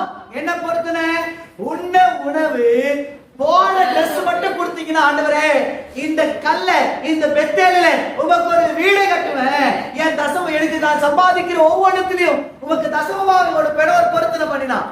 கர்த்தர் கேட்டார். அல்லேலூயா. அவன் எண்ணி முடியாத அதிசயங்களை அவனுக்கு செய்தார். ஆமென். அருமையானவர்களே, அவன் நினைச்சு கூட பார்க்கலைங்க கர்த்தர் என்ன ஆசீர்வதிப்பார், 12 கோத்திரத்துக்கும் என்ன தகப்பனா வைப்பார். அவன் நினைச்சு கூட பார்க்கல. அருமையானவர்களே, அவன் ஆராய்ந்து முடியாத, எண்ணி முடியாத, அவன் அறிவுக்கு எட்டாத, அவன் புத்திக்கு கூட எட்டாத அளவுக்கு கர்த்தர் அவனை ஆசீர்வதித்தார் பார்க்கிறோம். ஆமென், ஆமென். 12 கோத்திரம் அவனை கர்த்தர் ஆசீர்வதிச்சு அவனை என்ன பண்றான்னா அவன் ஒரு பெரிய தேசமாய் மாற்றினார் பார்க்கிறோம். ஆமென், அல்லேலூயா. இதுதான் பொருத்தனையில் இருக்கிற blessing. ஆமென், அல்லேலூயா. எப்தான் ஒரு நியாயாதிபதி இருக்கிறான். எப்தா, இங்க பாருங்க, பைபிள் முழுக்க இந்த பொருத்தனையை ஒரு சிலர் மட்டும் தான் பண்ணியிருப்பாங்க. நீங்க எல்லாரையும் பார்க்க முடியாது. எல்லாருமே பொருத்தனை பண்ணி ஜெபம் பண்ணிட்டாங்களா? இல்ல இல்ல இல்ல. கவனிங்க, அதாவது எப்படி ஜெபிக்கணும் அப்படின்றதுக்கான நீங்க பிரசங்கத்தை எடுத்து பார்த்து யூடியூப்ல நிறைய பேர் நிறைய பிரசங்கம் பண்ணியிருப்பாங்க. ஆனா இது சபைக்காக கொடுக்கப்படுகிற சில ஸ்பெஷலான ஒரு வழிமுறைகள். ஆமென். ஸ்பெஷலான ஃபார்முலா. ஆமென். பாருங்க எல்லாரும், இது சிம்பிளான ஃபார்முலா, ஸ்பெஷலான ஃபார்முலா, உங்களுக்கு மட்டும் நமக்கு மட்டும் கொடுக்கிற ஒரு ஃபார்முலா. ஆமென். கவனிங்க, இதுதான் பொருத்தனையில் இருக்கிற ஆசீர்வாதம். ஆமென். எப்தான் ஒரு நியாயாதிபதி இருக்கிறான். அருமையானவர்களே, அதாவது அந்த காலங்கள்லாம் மோசே தலைமையில் இருந்தாரு, ஜனங்களை நடத்தினார். மோசேக்கு அப்புறம் யோசுவா தலைமை எடுத்து நடத்தினார். யோசுவாவுக்கு அப்புறம் தலைமைத்துவத்துக்கு யாரும் இல்லை. அதனால கர்த்தர் என்ன பண்ணார்னா நியாயாதிபதிகளை எழுப்பினார். ஆமென். ராஜாக்கள்லாம் வருவதற்கு முன்னாடி கர்த்தர் நியாயாதிபதிகளை ஏற்படுத்தி இருந்தார். ஆமென். இந்த நியாயாதிபதிகள் என்ன பண்ணுவாங்கன்னா, ஜனங்க யாரோ ஒரு ஒரு ஒரு ஒரு அடிமைதனத்தில் சிக்கிட்டாங்கன்னா அவங்கள எழுப்பி கர்த்தர் என்ன பண்ணுவார்னா அவங்கள மீட்டு கொண்டு வருவார். ஆமேன். ஒத்தனியேல் ஒரு ஒரு ஒரு நியாயாதிபதி, தெபோரால் ஒரு நியாயாதிபதி, அருமையானூர்ல. அப்புறம் ஏகூத்து ஒரு நியாயாதிபதி. அந்த வரிசையில் எப்தா ஒரு நியாயாதிபதியாக இருந்தான். ஆமேன். அவனை குறித்து நியாயாதிபதிகளின் புத்தகம் 11ஆம் அதிகாரம் 1ஆம் வசனத்தில் நீங்க வாசிக்க முடியும். ஆமேன். கவனிங்க, இந்த எப்தா ஒரு பொருத்தனை பண்றான். என்ன பொருத்தனை? 30வது 11:30 நான் 29லே வாசிக்கிறேன் பாருங்க. அப்பொழுது கர்த்தருடைய ஆவி எப்தாவின் மேல் இறங்கினார். அவன் கீலேயாத்தையும் மனாசே நாட்டையும் கடந்து போய் கீலேயாத்தில் இருக்கிற மிஸ்பாவுக்கு வந்து அங்கே இருந்து அம்மோன் புத்திரருக்கு விரோதமாக போனான். ஆமேன். 30 பாருங்க. அப்பொழுது எப்தா கர்த்தருக்கு ஒரு பொருத்தனை பண்ணி, தேவரீர் அம்மோன் புத்திரரை என் கையில் ஒப்பு கொடுத்தால் நான் அம்மோன் புத்திரத்திலிருந்து சமாதானத்தோட திரும்பி வரும் பொழுது என் வீட்டுக்கு வாசற்படியிலிருந்து எனக்கு எதிர்கொண்டு வருவதை எதுவோ அது கர்த்தருக்கு உரியதாகும் அப்படின்னு சொல்லி அவன் ஒரு பொருத்தனை பண்றான். ஆமேன். நீங்க 32வது வசனத்தை வாசிங்கன்னா உங்களுக்கு தெரியும். அவன் யுத்தத்துக்கு புறப்பட்டு போறான். கர்த்தர் அம்மோன் புத்திரரை எப்தாவின் கையில கொடுக்கிறார். அந்த எப்தா அவங்கள அடித்து நொறுக்கி அவங்கள விரட்டுகிறத நீங்க பார்க்க முடியும். எப்தா சமாதானத்தோடு யுத்தத்தில் ஒரு பெரிய ஜெயத்தோடு கூட அவன் திரும்பி வந்தான் என்று பார்க்கிறோம். ஆமென். அல்லேலூயா. கவனிங்க அருமையானவர்களே. அப்போ இந்த பொருத்தனை பண்ணி நீங்க ஜெபம் பண்ணீங்கன்னா நிச்சயமா நான் சொல்றேன், உங்க வாழ்க்கையில நெடுநாளாய் காத்திருக்கிற மாறாத காரியங்கள் நான் சொல்றேன் நிச்சயமா மாறும், நிச்சயமா நடக்கும். ஒரு பொருத்தனை பண்ணுங்க, எதனா ஒரு பொருத்தனை பண்ணுங்க. ஆமென். ஆமென். நான் டெய்லியும் தவறாம 1 மணி நேரம் ஜெபம் பண்ணுவேன் அப்படின்னு ஒரு பொருத்தனை பண்ணுங்க. நான் ஞாயிற்றுக்கிழமையில தவறாம ஆலயத்துக்கு வந்துடுவேன், நிற்கவே மாட்டேன், எவ்வளோ பெரிய வேலையானாலும் நான் நிற்க மாட்டேன் பாஸ்டர் ஆண்டவரே அப்படின்னு சொல்லி நீங்க என்ன பண்ண ஒரு பொருத்தனை பண்ணுங்க. ஆமேன். நான் ஏழைகளுக்கு நிறைய கொடுக்கிறேன் ஆண்டவரே அப்படின்னு சொல்லி ஒரு பொருத்தனை பண்ணுங்க. எதனா ஒரு பொருத்தனை ஆண்டவருடைய சமூகம் உங்களால் என்ன முடியுமோ அதை ஞானமா நீங்க பொருத்தனை பண்ணி ஜெபம் பண்ணீங்கன்னா கர்த்தர் கேட்பார். ஆமேன். உங்களுக்கு அதிசயமான காரியங்களை அவர் செய்வார். அல்லேலூயா. அப்ப எப்படி கேட்கணும் சொல்லிடுங்க பார்க்கலாம். ஆண்டவர் சொல்ற என்னை நோக்கி எப்படி கூப்பிடணும்? முதல் காரியம் சொல்லுங்க. Very good. ஏன்னா முன்னாடி இருக்கிறவங்களாம் சொல்லவே மாட்டேன்றீங்களே. எப்படி கூப்பிடணுங்க? Very good. சத்தமா சொல்லுங்க. ஆமா, கத்துக்கிட்டீங்களா? 2வது போலாமா? எப்படி கூப்பிடணும்? முதலாவது நான் சொன்னேன் பொருத்தனை பண்ணி கூப்பிட வேண்டும். 2வது தாழ்மையா கூப்பிடணும். உங்க ஜெபத்துல முதல்ல சொன்ன பொருத்தனை இருக்கணும். என்ன இருக்கணுங்க? அன்னாள் தேவனுக்கு ஒரு பொருத்தனை செலுத்தினால் கர்த்தர் அன்னாளுடைய ஜெபத்தை கேட்டு அவ கர்ப்பத்தை திறந்தான்னு பார்க்கிறோம். ஆமென். 2வது நம்ம ஜெபத்துல என்ன இருக்கணும் தெரியுமா? கவனிங்க, முக்கியமான காரியம் தாழ்மை இருக்கணும். சத்தமா சொல்லுங்க. லூக்கா 18ஆம் அதிகாரம் 10வது வசனத்தை எடுங்க பார்க்கலாம். எல்லாரும் சீக்கிரம் எடுங்க. லூக்கா 18:10 எடுத்தவர்கள் வாசிக்க பார்க்கலாம். லூக்கா 18:10. 2 மனுஷர் ஜெபம் பண்ணும்படி தேவாலயத்திற்கு ஒருவன், அதுல யாருன்னா பரிசேயன், மற்றவன் ஆயக்காரன். கவனிங்க, இங்க பாருங்க எப்படி ஜெபம் பண்றாங்க பாருங்க. பரிசேயன் நின்று, தேவனே நான் நான் பரிகாரர், அநியாயக்காரர், விபச்சாரக்காரர் ஆகிய மற்ற மனுஷரை போல இந்த ஆயக்காரனை போல இராதபடியினால் உம்மை ஸ்தோத்தரிக்கிறேன். என்ன கவனிங்க. இப்போ இந்த மாசத்துடைய வாக்குத்தத்தம் என்ன சொல்லிடுங்க பார்க்கலாம். என்னை நோக்கி கூப்பிடு, நான் உனக்கு உத்தரவு கொடுப்பேன், நீ அறியாததும் எட்டாததுமான. ஆண்டவர் சொல்லிட்ட ரொம்ப தெளிவா, அறியாத எட்டாத பெரிய காரியத்தை நான் என்ன பண்ண போறேன் உன் வாழ்க்கையில் செய்ய போகிறேன். அது உன் அறிவுக்கு எட்டாத, நீ நினைச்சு கூட பார்க்க முடியாத அளவுக்கு அது பெரிய காரியமா இருக்குன்னு சொல்லிட்டார். ஆனா அதுக்கு ஒரு காரியத்தை சொல்லி கொடுக்குறாரு. எப்போ தெரியுமா அது செய்வேன்? நீ என்னை நோக்கி கூப்பிட்டா தான் செய்வேன்னு சொல்லிட்டார். ஆமேன். எப்படி கூப்பிடணும்னு சொல்லி கொடுத்துட்டு இருக்கிறார். ஆமேன். முதல்ல எப்படி சொன்னார்னா, பொருத்தனை பண்ணி கூப்பிடு. ஏதோ ஒரு பொருத்தனை பண்ணு. நான் இவ்வளவு காணிக்கை கொடுப்பேன், நான் இவ்வளவு தசமமாக என் வாழ்க்கையில சரியா கொடுப்பேன், நான் இதை செய்வேன், நான் 1 மணி நேரம் ஜெபிப்பேன், நான் வாரத்துக்கு 1 முறை உபவாசிப்பேன். எதனா ஒரு பொருத்தனை பண்ணுங்க, பண்ணி ஜெபம் பண்ணுங்க. கர்த்தர் கட்டாயம் கேட்டு அறியாததும் எட்டாததுமான பெரிய காரியங்களை செய்வார். ஆமென். 2வது ஆண்டவர் சொல்றாரு, தாழ்மையா ஜெபிக்கணும். ஆமென். நம்ம ஜெபத்தில் என்ன இருக்கணுங்க? இந்த பரிசேயன் ஜெபம் பண்றதுக்கு வந்துட்டான். வெரி குட், கேட்கணும் ஜெபிக்கணும் அப்படின்னு சொன்ன உடனே இவர் ஜெபிக்க வந்துட்டாரு. நல்லது, பொருத்தனை கூட பண்ணிட்டாருன்னு வச்சுங்களேன். ஆனா இவர் ஜெபத்தில் என்ன இருக்குன்னா, தாழ்மை இல்லை, பெருமை இருக்குது. என்ன இருக்குதுங்க? அவர் சொல்றாரு, ஆண்டவரே அந்த பரிகாரர் விபச்சாரக்காரர் அந்த எங்க பக்கத்து வீட்டில் இருக்கிறானே அவன், இதை என் பக்கத்தில் உட்காருது இந்த அக்கா மாதிரிலாம் நான் இல்லை, நான் ஏதோ மேலு. என்னதுங்க? என்னங்க சொல்ல மாட்டேன்றீங்க? நான் ஏதோ இவனுடைய கம்பாரிசன் எங்க இருந்துச்சுன்னா, பக்கத்தில் இருக்கிற ஆள் மேலேயே இருக்கு. நான் இந்த ஆயக்காரனை போல இல்லை, நான் கொஞ்சம் மேலு. ஜெபத்தில் நான் கொஞ்சம் மேலு, தசமபாகம் கொடுக்கறதுல நான் கொஞ்சம் மேலு, சர்ச்சுக்கு வர்றதில் நான் கொஞ்சம் மேலு அப்படின்னு சொல்லி இவர் என்ன பண்றாருன்னா, ஜெபத்தில் தன்னை உயர்த்துறாரு. என்ன பண்றாருங்க? நிறைய ஜெபத்துல உயர்வு இருக்கு. உயர்த்தி ஜெபம் பண்ணா ஆண்டவர் ஜெபத்தை கேட்க மாட்டாரு. தாழ்மையா ஜெபிக்க கத்துக்கணும். இவன் சொல்றான் பாருங்க, நான் பரிகாரர் விபச்சாரக்காரர், இதோ இந்த ஆயக்காரனை போல இராததற்காக உம்மை ஸ்தோத்தரிக்கிறேன் அப்படின்னு சொல்லிட்டு அடுத்து சொல்லுமா, படிமா. இல்லடமா, அது அடுத்து படி.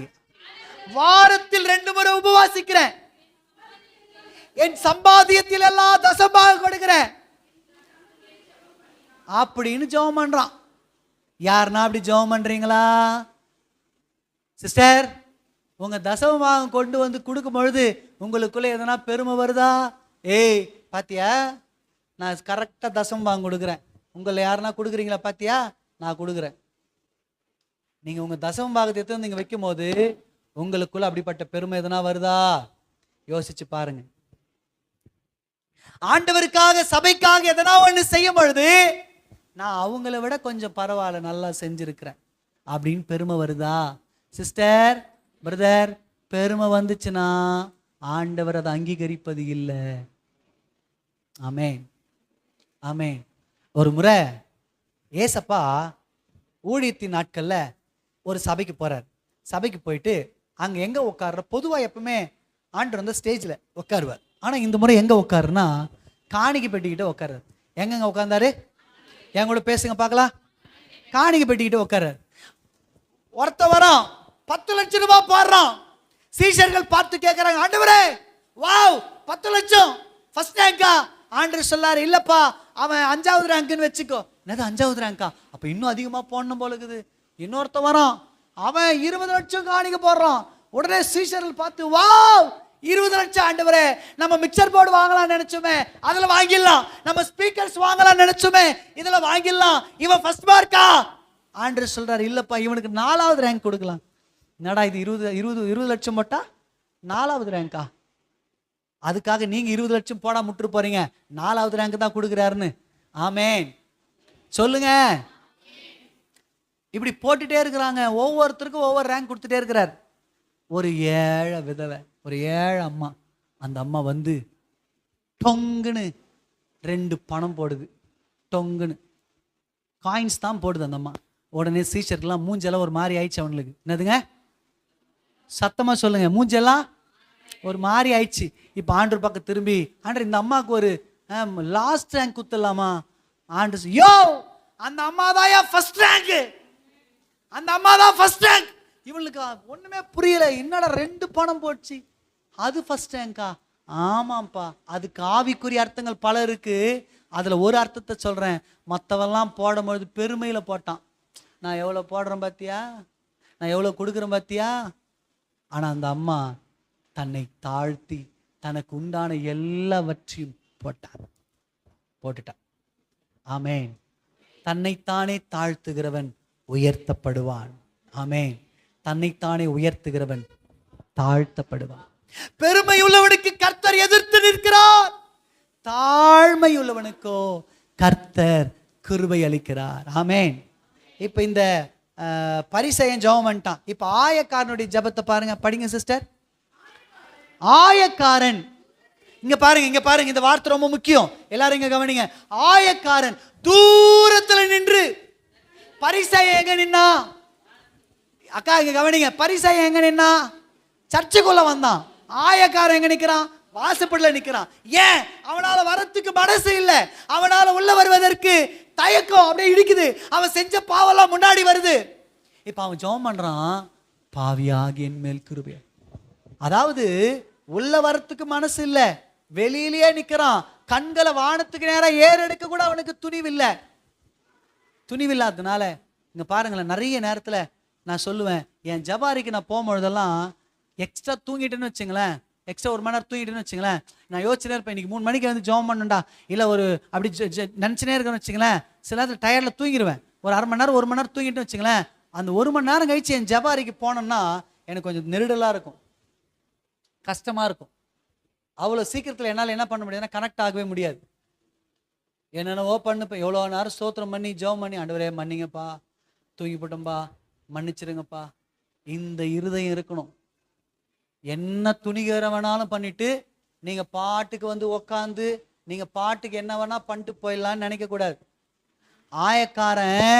ஆயக்காரன் தூரத்துல நின்று தலையை வானத்துக்கு ஏறெடுக்க துணியாமல் தன் மார்பில் அடித்து கொண்டு, பாவியாகி என் மேல் கிருபையாயிரும்னு ஜெபம் பண்ணான். பரிசேயன் அல்ல, ஆயக்காரனுடைய ஜெபமே அங்கீகரிக்கப்பட்டது. அவன் பாக்கியவானாய் மாறி புறப்பட்டு போனான். ஆமென், ஆமென். சிஸ்டர், உங்க ஜெபங்கள்ல என்ன இருக்கணும் தெரியுமா? தாழ்மை இருக்கணும். ஆமென். நீங்க எவ்வளவு சம்பாதிச்சாலும் இது கர்த்தர் போட்ட காரியம், இது கர்த்தர் கொடுத்த நன்மைன்னு நீங்க நினைச்சு பார்க்கணும். இது என் திறமையால வாங்கிட்டேன், இது என் பணபலத்தால நான் செய்துட்டேன், இது என்னுடைய டேலண்டால் நான் பண்ணிட்டேன் அப்படின்னு நீங்க சொல்லக்கூடாது. உங்க வாழ்க்கையில என்ன வந்தாலும் நீங்க சொல்லணும், இது கர்த்தருடைய ஈவு, இது கர்த்தர் கொடுத்த கிருபை நீங்க சொல்ல பழகணும். தாழ்மை உள்ளவனுக்கோ அவர் கிருபை அளிக்கிறார். சத்தமா சொல்லுங்க, அல்லேலூயா, ஆமென், ஆமென், அல்லேலூயா. ஆமா, நீதிமொழிகள் 8:13 சொல்லுகிறது, பெருமையும் அகந்தையும் தீய வழியும் புரட்டு வாயும் நான் வெறுக்கிறேன்னு ஆண்டு சொல்றார். என்னதுங்க? பெருமையையும் அகந்தையையும் தீய வழியையும் புரட்டு வாயையும் நான் வெறுக்கிறேன் அப்படின்னு சொல்றார். அப்படின்னா இந்த வாயிலிருந்து இதுல வந்து பெருமை இருக்குது, இது பெருமை பேசுது, அப்புறம் வந்து இதுல வந்து புரட்டு பேசுது அப்படின்னா அந்த ஜெபம்லாம் பரலோகத்துக்கு ஏறெடுக்க. அப்ப நம்ம ஜெபத்துல என்ன இருக்கணுங்க? Very good. என்ன இருக்கணும்? கர்த்தர் நேபுகாத் நேச்சார் என்கிற பாபிலோன் ராஜாவை ஆசீர்வதிக்கிறார். அவனை கூப்பிட்டு சொல்றாரு, நான் உனக்கு இஸ்ரவேல் தேசத்தை தரேன், பல பொருட்களை தரேன் அப்படின்னு சொன்னா அவன் ரொம்ப சந்தோஷமாயிட்டான், உற்சாகமாயிட்டான். ஆனா அவனுக்குள்ள என்ன ஆயிடுச்சு தெரியுங்களா? கொஞ்சம் வளர வளர வளர பெருமை வந்துடுச்சு. என்ன வந்துச்சுங்க? ஒரு நாள் தன் அரண்மனையின் மேல நின்று கொண்டு அவன் சொல்றான், இதோ நான் கட்டிட மகா பெரிய பாபிலோன். அவன் பெருமை பாராட்டின பாருங்க, ஒரே அடிதான் வேண்டாங்க, மிருகமா மாறிட்டான். நம்ம வரட்டாங்க, அவன் புத்தி அவனுக்கு வந்து அவன் பண்ணது தப்புன்னு சொல்லி அப்பா கிட்ட தன்னை தாழ்த்தினப்பதான் கர்த்தர் அவனுக்கு திரும்பவும் மேல உயர்வை கொடுத்தார். ஆமென், ஆமென். பெல்சாஸ்திரா அப்படின்னு ஒருத்தர் இருந்தான். அவன் திமிரு பாருங்க, ஆண்டவர் அவனுக்கு ராஜ்யங்களை கொடுத்து அவன் ஆளுகைய பல தேசங்களுக்கு கொண்டு போய் அவனை கர்த்தர் ஆசீர்வதிக்கிறார். அவர் என்ன பண்றாரு தெரியுங்களா? ஆலயத்திலிருந்து கொண்டு வந்த அந்த அந்த பாத்திரங்களை வச்சு குடிக்க ஆரம்பிக்கிறார். என்ன பண்றாருங்க? சத்தமா சொல்லுங்க, என்ன பண்ணாரு? பெருமை, பெருமை. என்னை யாரும் எதிர்க்க முடியாது, என்னை யாரும் கேட்க முடியாது என்ற பெருமை. உடனே அன்னைக்கு ராத்திரி ஒரு கைவிரல் தோன்றுது. தலைவர் போதிலேகிறாரு, என்னடா அது, யார் அவன் எழுதுறவன்? தலைமையில ஒன்று போடுறாங்க, டேய் கையை பாடுறா, தேவனுடைய விரல் எழுதுது, மெனே மெனே தேக்கே உபாசியும். ஒன்றும் புரியல இவனுக்கு. தலைவர் ஒன்றும் புரியல. யாரா கூப்பிடுறா அப்படின்னு தேடுறாங்க. கூப்பிட்டா தானியேல் ஓடியாடுறாரு. வந்து தானியேல் சொல்றாரு, உன்னை கர்த்தர் தம்முடைய தராசுல திரும்ப திரும்ப திரும்ப வச்சு பார்த்தார். இன்னைக்கு மாறிடுவான், நாளைக்கு மாறிடுவான், இன்னைக்கு திருந்திடுவான், நாளைக்கு வச்சு வச்சு பார்த்தா நீ திருந்தல. உன் பெருமையினால நீ அழித்து போக போற. உன் ராஜ்யம் கவிழ்க்கப்பட்டு மேதியா பெர்ஷியா ராஜ்யத்தை கைப்பற்றுனான்னு சொல்லிட்டான். அன்னைக்கு ராத்திரியே முடிஞ்சு போச்சுங்க கதை. அவங்க அதை பெருமை உள்ளவர்களுக்கு தேவன் எதிர்த்து நிற்கிறார். ஆமென். ஜபத்துல பெருமை இருக்கா? உங்க வாயில பெருமை இருக்கா? உங்க எண்ணங்கள்ல பெருமை இருக்கா? யோசிச்சு பாருங்க. கர்த்தர் உங்களுக்கு கொடுத்திருக்கிற தாளந்துல பெருமை இருக்கா? ஒரு முறை அப்படிதான் என்ன கேளுங்களேன். தலைமை சபையில நான் நல்லா பாடுவேன். எல்லாரும் சொல்லுவாங்க நீங்க நல்லா பாடுறீங்கன்னு. என்ன சொல்ல மாட்டேன்றீங்க? கொஞ்சம் சிரிங்களேன். எங்க பாஸ்டர் பேசுறாருன்னு கொஞ்சம் சிரிங்க. ஆமா, எனக்குள்ள என்ன ஆயிடுச்சுன்னா இது ஒரு பெருமை ஆயிடுச்சு. என்ன ஆயிடுச்சுங்க? என்னை எல்லாரும் நல்லா பாடுறேன்னு சொல்றாங்க. நீ சூப்பரா இருந்துச்சு அந்த பாட்டு, அப்படியே பயங்கரமா இருந்துச்சுன்னு சொல்லுவாங்க. உடனே நம்மளுக்குள்ள கொஞ்சம் பெருமை வரும் பாருங்க. காலர் தூக்கி விட்டேன், எனக்குள்ள பெருமை வந்துடுச்சு. என்ன வந்துச்சுங்க? ஆண்டு ஒரே போட்டாரு பாருங்க. அடுத்த முறை அவ்வளோதான், விண்ட கீழே. அடுத்த முறையிலிருந்து பாடுறேன். எல்லாரும் வந்து சொல்றேன், என்னடா இன்னைக்கு பாடின நல்லாவே இல்லை, கழுத கத்துற மாதிரி இருக்குது உன் குரல், உன் குரல் ஏன் மாறிடுச்சு, என்னென்னவோ சொல்ல ஆரம்பிச்சிட்டேன். பிரசன்ஸே இல்லை, என்னென்னவோ சொல்ல ஆரம்பிச்சிட்டாங்க. போய் அழ ஆரம்பிச்சிட்டேன் நான். பல மாசங்கள் இப்படியே கடந்துச்சு. பல மாசங்கள் கேட்குற எனக்கு அதுக்கப்புறம் அசிங்கமாயிடுச்சு. பாடுறதுக்கே எனக்கு அவமானமாயிடுச்சு, ரொம்ப அசிங்கமாயிடுச்சு. அப்போதான் தேவ சமூகத்தில் போய் நான் அழ ஆரம்பிச்சேன். ஆண்டவரே, நீங்க கொடுத்த கிருபை, நீங்க கொடுத்த தாளந்து நல்லாதான் இருந்துச்சு, ஏன்னு தெரியல, எனக்கு உதவி செய்யுங்க ஆண்டவரேன்னு சொல்லப்ப பரிசுத்த ஆவியானவர் எவ்வளவு நல்லவர் பாருங்க. எனக்கு சொல்லி கொடுத்தார். தம்பி, உனக்குள்ள பெருமை வந்துடுச்சு. எனக்கு பகீர்னு ஆயிடுச்சு. என்ன ஆண்டவரே சொல்றேன். அப்போ காமிச்சு கொடுத்தார். நீ யாராருக்கிட்ட என்னென்ன வேலை காட்டின, நீ யாராருக்கிட்ட என்ன பேசினன்றதை காமிச்சு கொடுத்தார். அப்போதான் நான் யோசிக்கிறேன், இவங்க கிட்ட நான் எப்படியெல்லாம் திமிரா பேசியிருக்கிறேன். ஏன்னா எனக்குள்ள அந்த கிருபை இருக்கிறதுனால, அந்த கிருபை அவங்களுக்குள்ள இல்லாததுனால அவங்க கிட்ட நான் என்ன பண்ணிருக்கேன், திமிரா பேசியிருக்கிறேன். அதெல்லாம் ஒன்று ஒன்றா கர்த்தர் காமிச்சு கொடுத்தாரு. எப்பா அப்படியே போய் ஆண்டவருடைய சமூகத்தில் மன்னிப்பு கேட்டு, ஆண்டவரே இதுக்கப்புறம் நான் உங்களை என்ன பண்ண மாட்டேன், அப்படி பண்ண மாட்டேன், என்னை மன்னிங்க அப்படின்னு ஒன்று. அதுக்கப்புறம் கர்த்தர் என்னை மாற்றி என்னை இன்னும் வல்லமையை பயன்பட ஆரம்பித்தார். ஆமென். அது வரைக்கும் தலைமை சபையில் மட்டும் பயன்பட்ட நான் மற்ற எல்லா சபைகளிலும் பயன்பட ஆரம்பித்தேன். ஆமென். அல்லேலூயா. சத்தமாக சொல்லுங்க. அப்போ பெருமை உள்ளவனுக்கு தேவன், ஆமாம், தாழ்மை உள்ளவங்களுக்கோ கிருபை அளிக்கிறார். ஆமென். அப்போ நம்ம ஜெபத்தில் என்ன இருக்கக்கூடாதுங்க? பரிசையின போயில ஜெபம் பண்ணணுமா? சொல்லுங்க. பக்கத்தில் இருக்கிற அக்காவை பார்த்து, பக்கத்தில் இருக்கிற அங்கிளை பார்த்து, இவங்களை விட நான் பரவாயில்ல, இவங்களை விட நான் பரவாயில்ல அப்படின்னு கம்பேர் பண்ணணுமா? சொல்லுங்க. நம்ம கம்பேர் பண்ண வேண்டியது ஒரே ஒருத்தர் தான், கர்த்தர். அவரை போல ஜெபம் பண்ணணும், அவரை போல சுபாவம் இருக்கணும், அவரை போல எல்லாத்துலேயும் அவரை போல மாறுங்க. அவர் தான் நமக்கு கம்பேரிசன். ஆமென். மூணாவது நான் சொல்லி முடிக்கிறேன், சோர்ந்து போகாமல் ஜெபம் பண்ணணும். இதுதான் கொஞ்சம் கஷ்டம். என்னதுங்க? சில நேரங்களில் நமக்கு காத்திருப்பு வரும்பொழுது என்ன நடக்குதுன்னா, சோர்ந்து போயிடுறோம். ஆமா தானேங்க? என்ன நடக்குது? ஆட எவ்வளோ நாள் நாங்கள் ஜெபிக்கிறோம் பிரதர், எவ்வளோ நாள் நாங்கள் காத்துட்டு இருக்கிறோம் பிரதர், இன்னைக்கு மாறிடும் பார்த்துட்டே இருக்கிறோம். ஒரு 50% மாறின மாதிரி இருக்கு, திரும்பவும் பழைய நிலைக்கே போற மாதிரி இருக்கு பிரதர். ஒரு சோர்வு வருது. நான் சொல்றேங்க, சோர்ந்து போகாதீங்க, ஜெபம் பண்ணுங்க. ஆமென், ஆமென். அதாவது நிறைய பாயிண்ட்ஸ் எடுத்துட்டு வந்தேன். அந்த நிறைய பாயிண்ட்ஸ் இதோட சேர்த்தே சொல்லிடுறேன், டைம்ல அதனால முடிக்கிறேன். அலட்டி ஜெபம் பண்ணுமா? என்னதுங்க? சொல்லுங்க. பலவந்தம் பண்ணி ஜெபம் பண்ணணுமா? நம்ம ஜெபத்துல என்ன இருக்கணும் பாருங்க. அதாவது அலட்டி, அவர் அலட்டணும். ஆமென். போராடி ஜெபம் பண்ணணும், விடக்கூடாது. கிடைக்கிற வரைக்கும் விடக்கூடாது, போராடி ஜெபம் பண்ணணும், பலவந்தம் பண்ணணும். ஆமென். ஆமா. நீங்க பிலிப்பியர் 4:6 சொல்லுகிறது, நானே வாசிக்கிறேன், டைம்ல அதனால். பிலிப்பியர் 4:6-7. நீங்கள் ஒன்றுக்கும் கவலைப்படாமல் எல்லாவற்றையும் குறித்து உங்கள் விண்ணப்பங்களை ஸ்தோத்திரத்தோடு கூடிய ஜபத்தினாலும் வேண்டுதலினாலும் தேவனுக்கு தெரியப்படுத்துங்கள். அப்பொழுது எல்லா புத்திக்கும் மேலான தேவ சமாதானம் உங்கள் இருதயங்களை, உங்கள் சிந்தைகளையும் கிறிஸ்து இயேசுவுக்குள்ளாக காத்துக்கொள்ளும் அப்படின்னு சொல்லப்படும். நீங்க ஒன்னுத்துக்கு கவலைப்படாதீங்க. நீங்க கவலைப்படுகிற நேரத்துல, நீங்க காத்திருக்கிற நேரத்துல, உங்க வாழ்க்கையில புயல் வீசுகிற நேரத்துல, உங்க வாழ்க்கையில இல்லாமை நேரத்துல ஒண்ணு செய்யுங்க, வேண்டுதலினாலும் ஜெபத்தினாலும் தேவனுக்கு தெரியப்படுத்து. அது எப்படி தெரியப்படுத்தணுமா? சோர்ந்து போகாம தெரியப்படுத்தணுமா, போராடி தெரியப்படுத்தணுமா, ஆமென், பலவந்தம் பண்ணி தெரியப்படுத்தணுமா, தொந்தரவு பண்ணணுமா அவரை. இந்த வார்த்தை ரொம்ப நல்லா இருக்குல்ல. நம்ம பிள்ளைங்க 2-3 முறை கேட்டால சி தொந்தரவு பண்ணாது போமா அப்படின்னு சொல்றோமா இல்லையா? சொல்லுங்க. ஆனா ஆண்டவர் சொல்லி கொடுக்குற என்னை தொந்தரவு பண்ணுன்ற.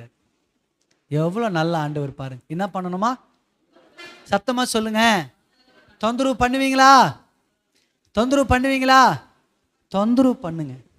ஆமென், அல்லேலூயா. யாக்கோபு, நான் சொன்னல, அண்ணனெல்லாம் ஏமாத்திரி மாமா வீட்டுக்கு போயிட்டான். இப்போ 2 பரிவாரங்களை சம்பாதிச்சிட்டான்.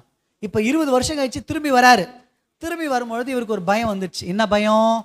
அண்ணன் அன்னைக்கே வீச்சர்வோட வெயிட் பண்ணானே, இன்னைக்கு என்னடா பண்ணுவான் அப்படின்னு அவன் வெயிட் பார்க்குறான். சில ஆட்கள் அமுச்சு விடுறான். அமுச்சு விட்டா அவனுங்க ஓடி வந்து சொல்கிறானுங்க, ஆமாங்க உங்கள் அண்ணன் 400 பேரோடு வந்துனுங்கிறாரு உன்னை பார்க்குறதுக்கு. இவனுக்கு ஏற்கனவே பயம். இப்போ 400 பேரோட அண்ணன் வரானோன்னு இவருக்கு இன்னும் பயம் ஆயிடுச்சு. என்ன ஆயிடுச்சுங்க? பயமாயிடுச்சு. என்ன கவனிங்களேன். இப்போ என்ன பண்ணுறான் தெரியுமா யாக்கோபு? அருமையானவர்களே, யாப்போக்கு ஆற்றங்கரையில் ஒரு நாள் ராத்திரி தேவ சமூகத்தில் போராடுறான் போராடுறான் போராடுறான் போராடுறான். தேவனோடு போராடினவன் அவனுக்கு ஒரு பேரே இருக்கு. ஆமென். விட மாட்டேன்றான். ஆண்டவர் சொல்றாரு, எப்பா பொழுது வெடியுது, என்னை விடு, நான் போனோம் அப்படின்னு. அவன் சொல்றான், என்னை ஆசீர்வதித்தால் ஒழிய உங்களை போக விட மாட்டேன் ஆண்டவரே. உங்க ஜெபம் அப்படி மாறணும். பதில் சொல்ற வரைக்கும் நான் எழமாட்டேன் ஆண்டவரே. டேய், இன்னும் ஒரு வேளை ஃபாஸ்டிங் இருந்தேன்னா மயக்கச்சு விழுந்துருவடா, பரவாயில்ல ஆண்டவரே, நீங்க என்ன ஆசீர்வதிக்கிற வழிக்கிற விடமாட்டேன் ஆண்டவரே அப்படின்னு நீங்க சொல்லணும். ஆமென், அல்லேலூயா. இவன் போராடுறான் போராடுறான். இப்போ ஆண்டவர் ஒன்று கேட்குறாரு, உன் பேர் என்ன? இது வரைக்கும் அப்பா கிட்ட போய் சொன்னான், அண்ணனுங்கிட்ட போய் சொல்லிட்டான். இது வரைக்கும் வாழ்க்கையே பொய்யா இருந்துச்சு. இப்போ முதல் முறை உண்மையை சொல்றான் ஆண்டவர்கிட்ட. ஆண்டவர், நான் யாக்கோபு. யாக்கோபு. ஆண்டவர் சொல்றாரு, இனி உன் பெயர் யாக்கோபு எனப்படாமல் இஸ்ரவேல் எனப்படும். அவனை பிளஸ் பண்ணிட்டார், பிளஸ் பண்ணிட்டார். ஏன் தெரியுமா? அவன் போராடினான், அவன் பலவந்தம் பண்ணான். பலவந்தம் பண்ணுகிறவர்கள் பிடித்துக் கொள்வார்கள், சுதந்திரித்துக் கொள்வார். நீங்க பலவந்தம் பண்ணுவீங்களா? அல்லேலூயா, ஆமென். லூக்கா 18ஆம் அதிகாரம் 1ஆம் வசனத்திலிருந்து வாசிங்கன்னா ஆண்டவர் ஊமையை சொல்றீங்க பாருங்க. டைம் இல்லை. ஆக்சுவலாக இப்போ நான் முடிக்க டைமு, கொஞ்சம் எனக்கு கவனிச்சிங்க. ஆனால் இதை சொல்லணும்னு ஆவியானவர் ஏவறதுனால சொல்கிறேன், கவனிங்களேன். அங்கே ஒரு அநீதியான நியாயாதிபதி இருந்தானா. யாருங்க? சத்தமாக சொல்லுங்க. அந்த ஊரில் ஒரு ஏழை விதவை இருக்கிறா. அவள் போய் சொல்கிறா, ஐயா எனக்கும் என் பக்கத்து வீட்டுக்காரருக்கும் ஒரு பிரச்சனை, நீங்கள் தான் தீர்த்து வைக்கணும். அவன் சொல்கிறான், அவன் இது வரைக்கும் நியாயமே செஞ்சதில்லை, அவன் அநியாயக்காரன். யாருங்க? அவன் இது வரைக்கும் அவன் வாழ்க்கையில் நீதி செய்ததே இல்லை. ஆனால் இவ போய் போய் போய் அலற்றா, நீங்க செய்யணும், நீங்க செய்யணும் செய்யணும். அவன் சொல்றான், மந்திரிமாரியை கூப்பிடுறான். மந்திரி கூப்பிடுறான், டேய் யாரா அந்த பொம்பளை வந்து ரொம்ப அலட்டுது, அடுத்த முறை வந்து என்னை டிஸ்டர்ப் பண்ணக்கூடாது, தூங்கி நின்றா வந்து எழுப்பி விட்டுது, சாப்பிட்டு நின்றா டிஸ்டர்ப் பண்ணி விட்டுடுது, எங்கன்னா ஒன்று போனா எங்க பார்த்தாலையும் பிரச்சனை பிரச்சனை வந்து ரொம்ப அலட்டுதுரா, அதனால அது வந்து திரும்ப என்னை தொந்தரவு பண்ணக்கூடாது, அதனால அது பிரச்சனை என்னன்னு போய் பார்த்து முடிச்சு வைடான்றான். என்னதுங்க? என்ன பிரச்சனை பார்த்து? யாரு? இது வரைக்கும் நியாயம் செய்யாதவன், அநியாயம் செய்கிறவன், அவனே அவங்கிட்டயே ஒரு விஷயத்துக்காக அலட்டும் பொழுது கிடைக்கும்னா, நம்ம அப்பா நீதிபரருங்க, அவர் அநியாயம் செய்ததே இல்லைங்க, அவர் நீதியை மட்டும் செய்கிறவருங்க. நீங்க அலட்டி ஜோமணி பாருங்க, அலட்டுங்க கொஞ்சம். அப்பாவை கொஞ்சம் அலட்டி விடுங்க. முடியாதுப்பா, நீங்க தான் எதனா ஒன்று பண்ணணும்ப்பா அப்படின்னு அவரால் தாங்க முடியாது. ஆமென். நான் பார்த்துக்கிறேன் ஆண்டவரே, என்கிட்ட கொஞ்சம் பணம் இருக்கு, நான் பார்த்துக்கிறேன் ஆண்டவரே அப்படின்னு நீங்க சொன்னீங்கன்னா சரி, பார்த்துக்குப்பான்னு விட்டுருவார். ஆண்டவரே என்கிட்ட கொஞ்சம் படபலம் இருக்கு, என்கிட்ட கொஞ்சம் பணபலம் இருக்கு, என்கிட்ட கொஞ்சம் ஆள் பலம் இருக்கு, நான் செஞ்சு முடிச்சிடறேன்னு சொன்னா விட்டுருவார் அப்படியே. ஆனா நீங்க அப்பா கிட்ட போய், முடியாதுப்பா, விட்டுறாதீங்கப்பா, எதனா நீங்க தான் செய்யணும்ப்பா அப்படின்னு சொல்லி பாருங்க, விடவே மாட்டார். ஆமென், ஆமென், அல்லேலூயா. சத்தம் அல்லேலூயா. மார்க் 15:22 வேதம் சொல்லுகிறது, இயேசு கிறிஸ்து கிட்ட ஒரு கானானிய ஸ்திரீ வரா. யார் வராங்க? அவ சொல்றா, ஆண்டவரே என் மகளுக்கு பிசாசினால கொடிய வேதனை, பிசாசு பிடிச்சுனுக்குது, அது வந்து ரொம்ப கொடிய வேதனைப்படுது. அந்த பெண்ணுக்கு எதனா ஒரு நல்லது கெட்டதுன்னா கூட பண்ண முடியல, ஏற்ற காலத்தில் திருமணம் பண்ண முடியுமான்னு தெரியல, வர்ற மாப்பிள்ளையெல்லாம் உண்மை தெரிஞ்சு ஓடிடுறான், எதுவுமே பண்ண முடியல, ஹெல்ப் பண்ணுங்கன்னு கேட்டா ஆண்டவர் சொல்றாரு, எதுவுமே சொல்லாம கம்முன்னு போறாரு. என்னதுங்க, இவ பின்னாடி போயினேங்கிறா, கெஞ்சின்னு போயினேங்கிறா. இவளுடைய நிலைமையை சீஷர்கள் பார்த்துட்டு ஏசப்பாட்டு சொல்றாங்க, ஆண்டவரே பாவம், இவ ஒன்னு எஸ்ன்னு சொல்லுங்க, இல்ல நோ, நீங்க பாட்டுக்கு அமைதியா இருக்கிறீங்களே எப்படி அப்படின்னா ஆண்டவர் சொல்றாரு, அவர் எதுவுமே பேசல, போயிட்ட நேரம் போயினேங்கிறார். பிள்ளைகளுடைய அப்பத்தை எடுத்து என்ன பண்ண முடியாது. சொன்ன உடனே அவ சொல்ற அந்த வார்த்தையை கேட்டு, ஆண்டவரே பிள்ளைங்க சாப்பிடும் பொழுது அந்த பிள்ளைங்க இறைக்குமே, என்னது சிந்த விடுது இல்ல, அந்த சிந்த விட்டதுல இருந்து எனக்கு கொஞ்சம் தாங்கன்றான். உடனே ஆண்டவர் பார்க்குறாரு, இவ பயங்கரமா போராடுறா. ஆமே. அப்போ சீஷர்கிட்ட எல்லார்ட்டையும் சொல்றாரு, இவளுடைய விசுவாசத்தை பார்த்தியா, இந்த மாதிரி ஜெபம் பண்ணணும்னு கத்துறாங்க. ஆமே. நீங்க போராடி ஜெபம் பண்ணீங்கன்னா பெற்றுக்கொள்வீங்க. ஒரு முறை ஏசு கிறிஸ்து சீஷர்கள்லாம் படவுல போயிட்டு இருக்கிறாங்க, மிகப்பெரிய புயல் காத்து உண்டாகுது. ஏசு கிறிஸ்துவ நித்திரையா இருந்தார் அப்படின்னு பார்க்கணும். என்ன பண்ணாருங்க, சில நேரங்கள் நம்ம வாழ்க்கையில், அதாவது பைபிள் சங்கீதத்தில் நீங்க எப்படி வாசிக்க முடியும்னா, அவர் தூங்குவதும் இல்லை சொல்றாங்களா இல்லையாங்க. நம்முடைய ஆண்டவர் தூங்குறது கிடையாது, உறங்குறது கிடையாது. ஆனா இங்க என்ன நடக்குது, தூங்கினாருன்னு பார்க்குறோம். அவர் தூங்கினாரான்னு கேட்டீங்கன்னா சில நேரங்கள்ல அப்படி அப்படி பண்ணுவார் நம்ம வாழ்க்கையில. சில நேரங்கள் நம்ம வாழ்க்கையில் வர்ற போராட்டத்தெல்லாம் பார்த்தீங்கன்னா அவர் தூங்குற மாதிரியே இருக்கும். என்னடா தூங்கிட்டாரோ, விட்டுறாதீங்க, எழுப்பணும் அவரை. சீஷர்கள் புயல் வந்துடுச்சு, படவு தண்ணீர் நிறையத்தக்க அமிழத்தக்க பிரச்சனை வந்துடுச்சு. உடனே என்ன பண்றாங்க தெரியுமா, எழுப்புறாங்க, ஆண்டவரே நாங்க மடிந்து போகிறோம், உமக்கு கவலை இல்லையா. அவர் எழுந்து செம திட்டுறாரு, ஏன்டா அற்ப விசுவாசிங்களே, ஏன் விசுவாசம் இல்லை உங்களுக்குன்னு திட்டுறாரு. நான் என்ன சொன்னா, திட்டு கூட வாங்கிக்கிங்க அப்பா கிட்ட. என்னதுங்க சொல்லுங்க, திட்டு கூட வாங்கிக்கிங்க, ஆனா ஜபத்தை விட்டுறாதீங்க. அவனுக்கு திட்டு வாங்க போறேன்னு தெரிஞ்சு போச்சு, ஆனாலும் எழுப்புறதை விட்டானுங்களா. அவர் வந்தாதான் எதனா பண்ண முடியும், எழுப்பி விட்டானுங்க. அவர் எழுந்தாரு, திட்டு தானே வாங்கிக்கினா போச்சு, வாங்கிக்கினானுங்க. ஆனா என்ன நடந்ததுங்க, புயல் காற்று பிரச்சனை. அவரை எழுப்பி விடணும் உங்க வாழ்க்கையில. அவரை ஏன் தூங்க வைக்கிறீங்க, நானே பார்த்துக்கிறேன், நானே சால்வ் பண்ணிக்கிறேன், விடாதீங்க அவரை. அவரை எழுப்பி விடுங்க. உங்க பிரச்சனைகள்ல, உங்க அலைகள்ல, உங்க போராட்டங்கள் அவரை எழுப்பி விட்டுருங்க. அவர் எழுந்து சால்வ் பண்ணிட்டோம். அவர் நம்மளை திட்டினா கூட பரவாயில்ல, அற்ப விசுவாசியன்னு திட்டினா கூட பரவாயில்ல, ஜெபிக்காதவனே திட்டினா கூட பரவாயில்ல. நான் சொல்றது புரியுதுங்களா, புரியுதுங்களா இல்லையா. திட்டு வாங்கினா கூட பரவாயில்ல, அவரை எழுப்பி விட்டுருங்க. எழுப்பிடுங்கன்னா புயல் காற்று அமர்ந்து போகும். ஆமே. ஜெபம் பண்ணலாங்களா. எப்படி கேட்கணும்னு சொல்லி கொடுத்தேன், எப்படி கேட்கணும் சொல்லுங்க. Very good, very good. எப்படி ஜெபம் பண்ணணும் பண்ணுவீங்களா.